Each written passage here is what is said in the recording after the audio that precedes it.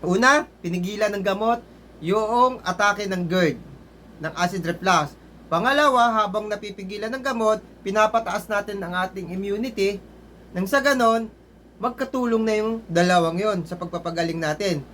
Pangatlo po, kailangan po linisin natin yung katawan natin. Dahil wala din pong kwenta yung pag-inom ng gamot at saka yung pagkain ng matataas na uri ng nutrition kung madumi o marumi ang ating katawan.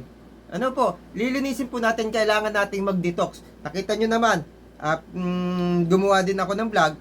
Ano po, yun po yung tatlo na ginagawa natin mga idol. Ano po, pang-apat po, dagdag.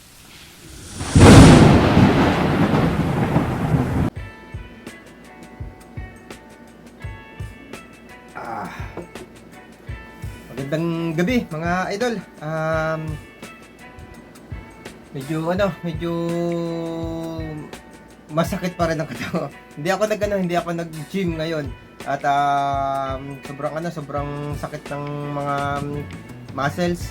At kung pupunta ako doon, baka naman masobrahan, baka naman magkaroon ako ng problema. Kaya hindi ako katulad nung mga nagba-bodybuilder talaga doon. Sa akin naman, ang purpose ko ng pag-gym para pawisan, para yung muscle, yung exercise pantay. Tama yung ginagawa ko exercise, kaya sa gym ako nagpupunta. Alam niyo na ba kung ano yung dahilan? Kasama yung pagpapawis, pag-exercise sa pagpapalakas ng immunity, ng immune system natin. Nang sa ganon, lumakas yung ating resistensya at labanan ang anumang uri ng karamdaman na pumapasok sa atin, lalo na kung nagkakaedad na at kung katulad nating may GERD, acid reflux. Alam natin na mabilis tayong kapitan ng iba't ibang karamdaman dahil sa paghina ng resistensya o ng immunity natin. Yan na rin yung pag-uusapan natin ngayon mga kaibigan. Ano ba tayo gagaling? Ano yung step by step na hakbang para sa patuloy na paggaling? Samahan nyo muli si Kuya Arvin dito sa ating tambayan, dito sa ating kwentuhan, dito sa ating huntahan, dito sa Arv Story TV.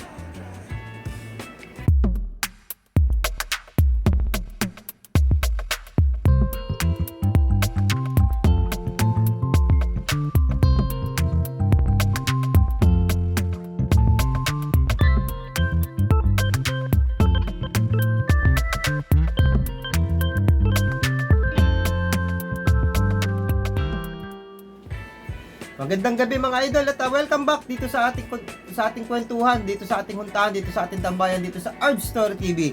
At yun nga, kwento ko sa inyo na mahinga muna ako ng pag-gym. Anhin lang muna natin yung pananakit ng kalamnan kasi baka mamaya mapersa, hindi tayo sanay sa ganyang ginagawa. Alam niyo naman na stress sa atin ang bawat pagpapagod, katulad ng ginagawa ko, yung pananakit ng mga iba't ibang part ng katawan natin, katulad nitong nararamdaman ko, lahat ng muscle, ang hirap ang ikilos. Pero nag-stretching ako. Kanina nung umaga gising ko, sobrang sakit. Nag-stretching ako. Mahirap sa una, lalo na yung tataas mo yung kamay. Mahirap. Naalala ko mga idol noong sa opisina, may mga time kasi na may activity lagi kami doon, nung mga dating director namin, mga laro, mga ganyan. Nag-badminton ako, kasi kahit pa paano naman may konti akong idea sa badminton, kasi kung ano mga games yung ginagawa namin sa opisina. Na persa, ang sakit ng katawan ko. Tapos yun, kasi gantong kasakit yung hindi lang lahat na katulad nitong nag-gym.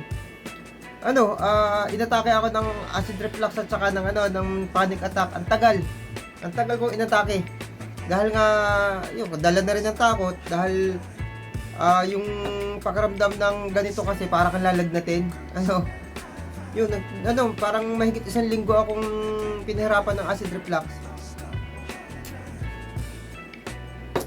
Alam nyo mga idol, itong karanasan ko dito sa 'di ba sinabi ko naman doon sa vlog na nakaraan, yung pag-gym ko kung ano yung magandang epekto o masamang epekto. Magandang epekto, makakatulong sa pagpapalakas ng ating resistensya. Ang masamang epekto, sa umpisa, masakit talaga sa muscle. At ang kaibahan, yun nga, sinabi ko sa inyo kanina na dati, nung sumakit ang katawan ko, nung hindi ko pa alam yung mga ganitong, kala ko dati, baka ako may napilayan ako, nung magbadminton ako, baka ako napilayan ako, ba't ganun kasakit, anong nasa isipan, kaya yun, part yun ng anxiety. Tapos, nag-hot burn nga ako tsaka dahil pagpagod ka, tendency, lalo na kung stress ka, tendency nun, tataas yung acid. Mag-hot burn ka talaga, mag-acid reflux ka. Kahit ngayon, nakaranas ako ng acid reflux. Pero yung kaibahan? Inabot ng ilang linggo na may hot burn ako. Ngayon, nakaramdam ako ng ganon, a few seconds, a minute, okay na, basta naramdam ko, mainit. Inom ako ng konting tubig, dahan-dahan, kaunti lang. Para lang hindi dumiretso, kain ako ng saging. Yan, may saging naman, kita mo naman, nag-shake ako ng pagkain ngayon. Tapos ang hapunan ko nga, sinishake ko lang, katulad kahapon, prutas, ngayon, prutas din, yung hapunan ko. Kaya, less talaga, hindi siya magtuloy-tuloy. Iba yung may alam ka na. Papaano ba ginagamot? Papaano ba magpapagaling sa sakit natin? Ito yung talagang topic natin mga idol. Unang-una mga idol, ito kwento ko ito, yung karanasan ko, yung sa akin. Para sa kaalaman ng lahat na nakakapanood ngayon, ako po ay 33 years na may karamdaman na GERD. Ako nagsimula po noong 1990. Ngayon po ay 2023, kaya 33 years na po. Pero hindi naman sa haba ng panahon yon, tuloy-tuloy. Nagkaroon po yun ng gap. Pero hindi naman, mga ilang taon din lang na nawala. Pero umulit. Ganito po, sa kondisyon ko po na mahaba ng hirap, hindi na siya basta-basta talaga napapagaling na katulad din po nung sa inyo. 'Di ba kayo, pag inom nyo ng gamot, mga 2 araw, andyan na naman. Ganyan ka kasi ako dati. Ngayon po, ang unang step po, hindi, sa katulad ko po mga idol, yung kondisyon ko po na matagal na, madami na mga connection ng sakit, yung komplikasyon, connection. Hindi na po kakayanin basta-basta yung yung natural, yung jeta, tapos tamang pagkain, tamang oras ng pagkain. Hindi na po basta-basta makakaya kasi sa dami ng basura nasa katawan ko, kahit mag-detox ako, hindi na po kaya, kaya kailangan ko po ng suporta ng gamot. Sa umpisa yun mga idol, at dahan-dahan, iwas ka na rin sa gamot. Pero sa umpisa talaga, hindi, kailangan mo talagang alalayan ng gamot. Dahil yung gamot po, direkta po agad, tumatalab po siya. Pagtalab po niya, medyo tataas, yung medyo mababawasan yung stress sa katawan mo dahil nababawasan yung pain, kung ano man yung nararamdam mong hirap, nababawasan yung inyo pong stress, nababawasan din po. 'Di ba yung stress po, hindi po isa number 1, hindi lang po isa, number 1 po na dahilan ng acid reflux ng ating ng acid. Ngayon po, ganun po ang ginagawa ko. Habang ginagamot ko po, ano po, habang umiinom ako ng gamot, doon ko po ipinasok yung mga traditional na gawain natin at saka yung pagkain ng tamang nutrition. Ano? At para saan naman po yung tamang nutrition? Para po palakasin yung ating resistensya, yung ating immunity. Ano yung mga tamang nutrition na pagkain? Ito na po yung mga idol. Ito na po yung pagkain ng gulay at saka prutas. Ano po? Merienda at saka yung ordinaryong pagkain. Bawasan ang mga chemical. Pag-inom po ng mga food supplement at saka ng mga probiotic. Yan po yung pangalawa sa ginagawa ko. Kaya sabi nga, step by step ang pagpapagaling. Ngayon po, pagkatapos noon, hindi po doon natatapos lang yun, mga idol ha. Hindi po doon natatapos lang.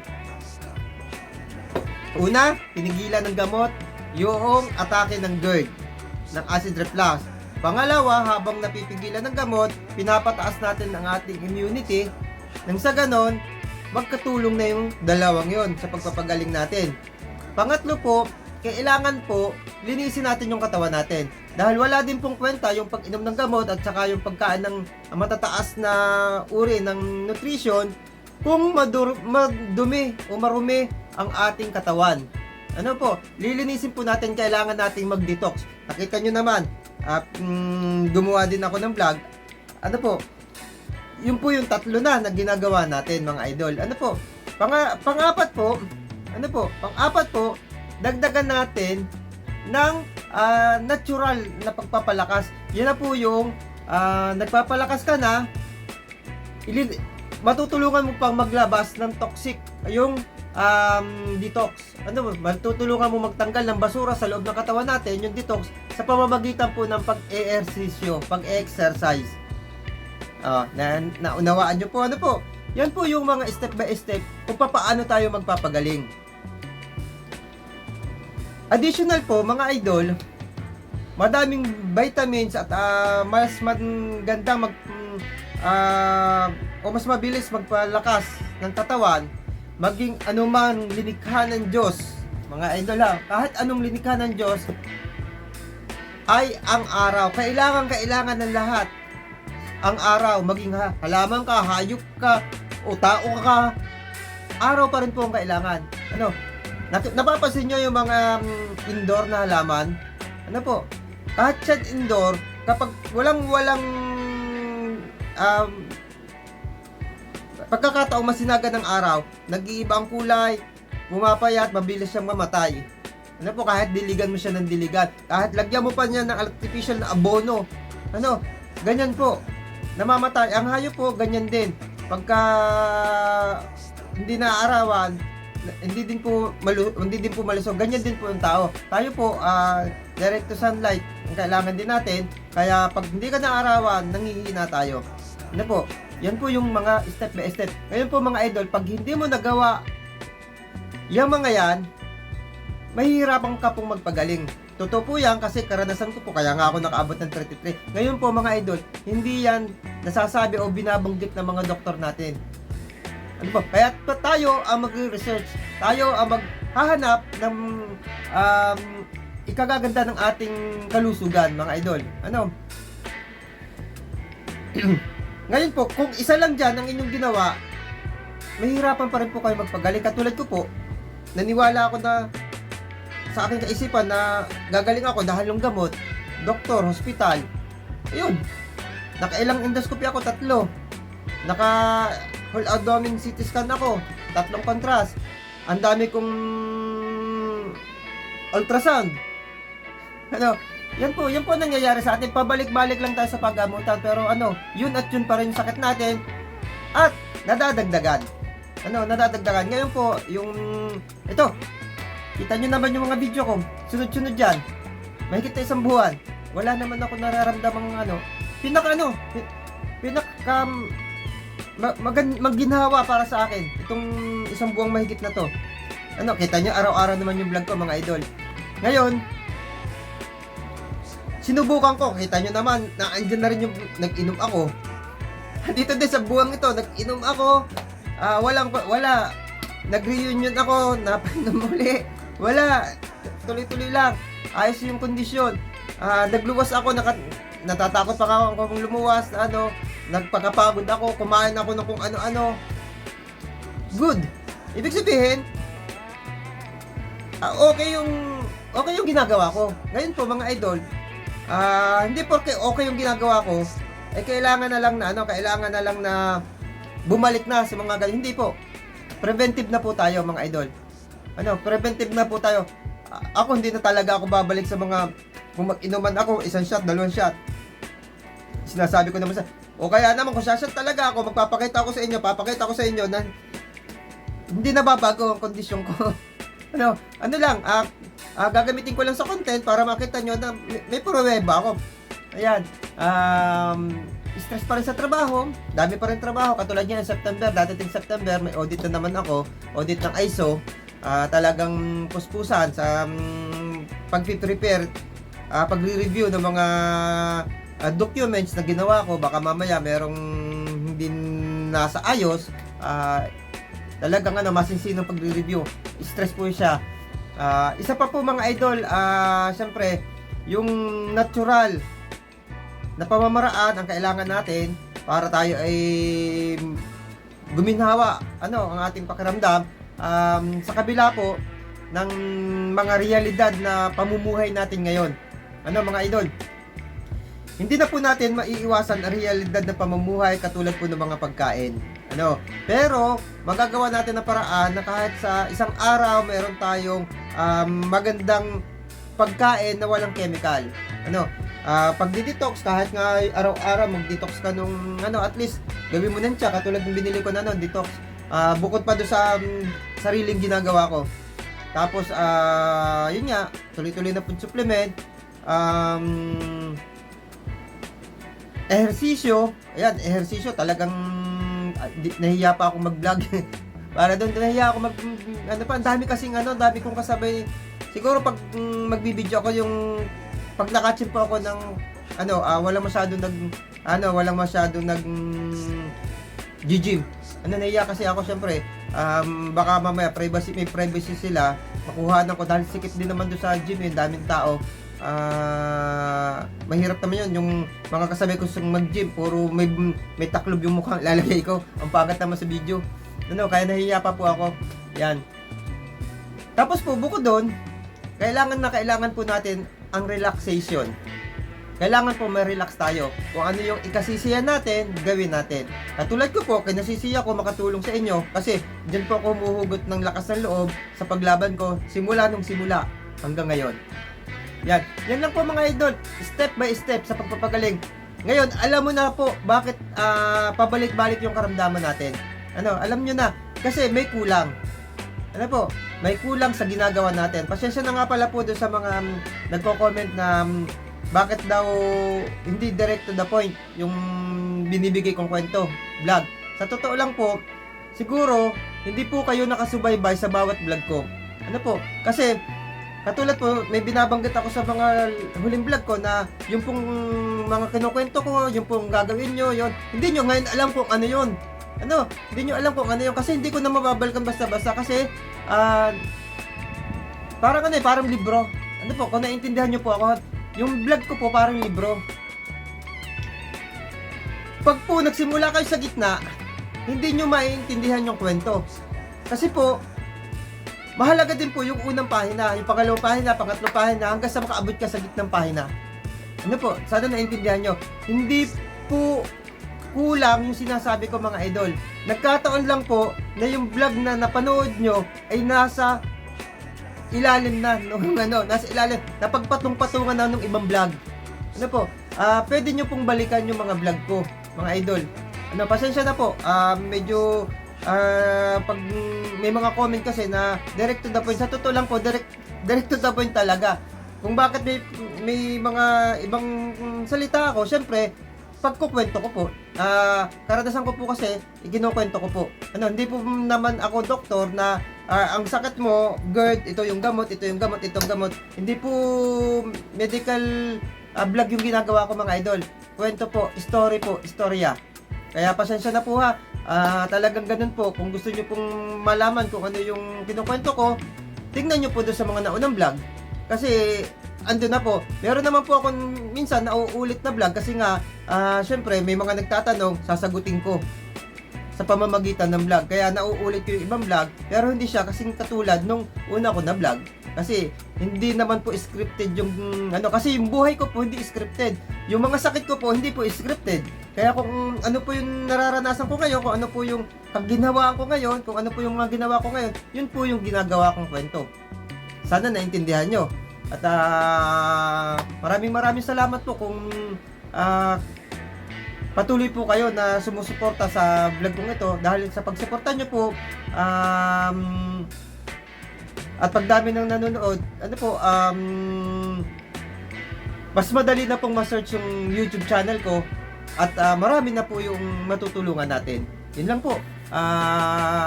Maraming salamat at God bless you po para sa ating lahat at subaybayan pa rin po natin yung mga video na gagawin ko. Bye-bye!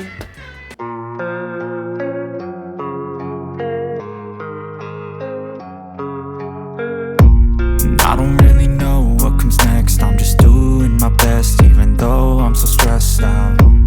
Everything just feels like a test that I fail, so depressed when I can't seem to